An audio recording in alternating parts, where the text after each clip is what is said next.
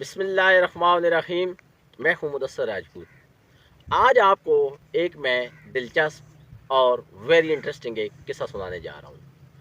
میرے ساتھ میرا بیٹا ڈیلی اسکول جاتا ہے اور وقتاً فوقتاً جب میں بشارت مارکیٹ میں جاتا ہوں تو وہ میرے ساتھ جاتا ہے اور مختلف فرمائشیں کرتا ہے۔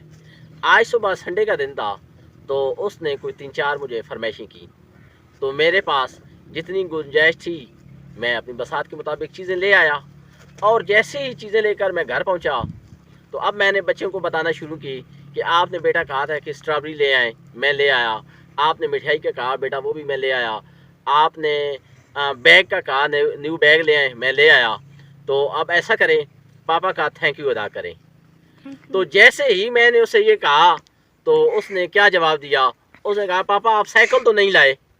تو میں مسکرایا، لیکن جو چیز نہیں لے کر آیا وہ سب سے پہلے اس نے بتائی۔ اس نے سب سے پہلے کہا کہ آپ فلاں چیز نہیں لے کر آئے۔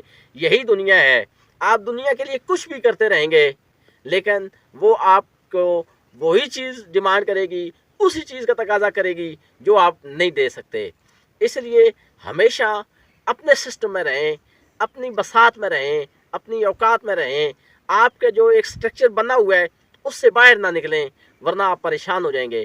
آپ اس میں رہتے ہوئے، اپنے وسائل میں رہتے ہوئے معاملات کو حل کریں، وگرنہ یہ چیزیں جو دنیا کے ساتھ چل رہی ہیں یہ کبھی راضی نہیں ہوتی۔